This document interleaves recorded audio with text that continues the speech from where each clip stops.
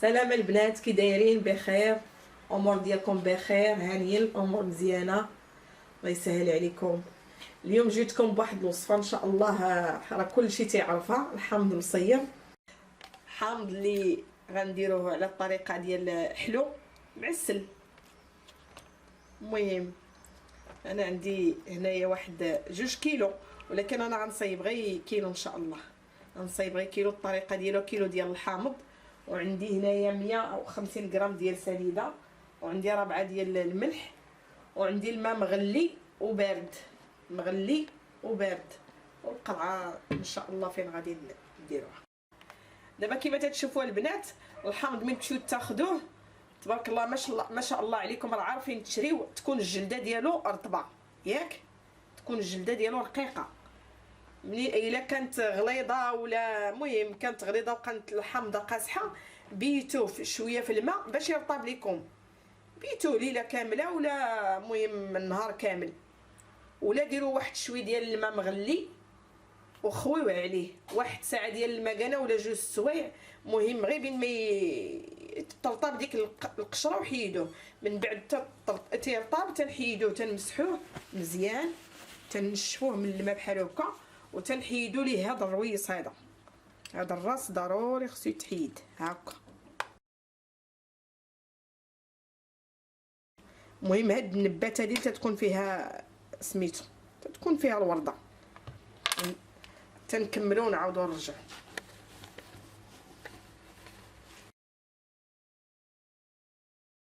ها نتوما دابا حيدتلو ديك الرويص ديالو، وتنقسموه هكا، ماشي تنهبطوها حتى لتحت، غير حد هنايا. ها نتوما تنهبطهاش حتى لهنايا، حد هنا. المهم تندير الملحه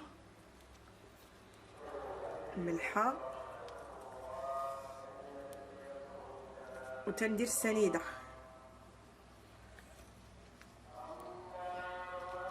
هاد الحامض تيجي زوين حلو معسل.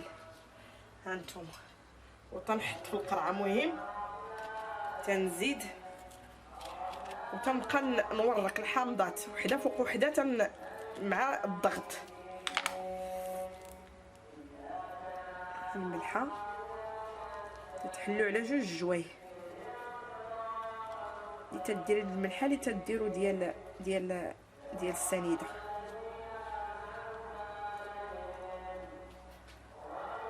هانتوما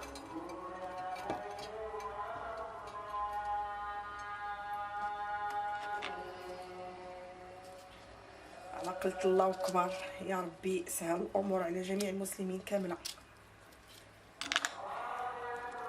نتمنى ان شاء الله هاد الوصفه تدخل على اي واحد ياكلها بالصحه والسلامه وطول العمر. وهذا الاذان ديال المغرب، يا ربي يصلح جميع المسلمين كامله يا ربي. ها نتوما البنات كما تتشوفوا، هانت هي الحامض كل ما زيرتيه في القرعه يطلق داك الماء ديالو كل ما مزيان.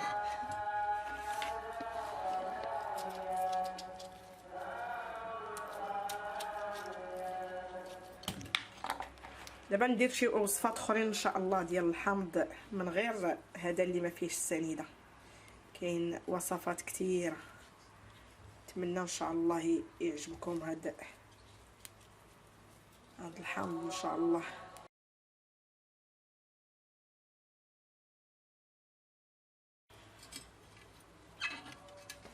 يلا نكملوا ونعاود نكملوا الفيديو.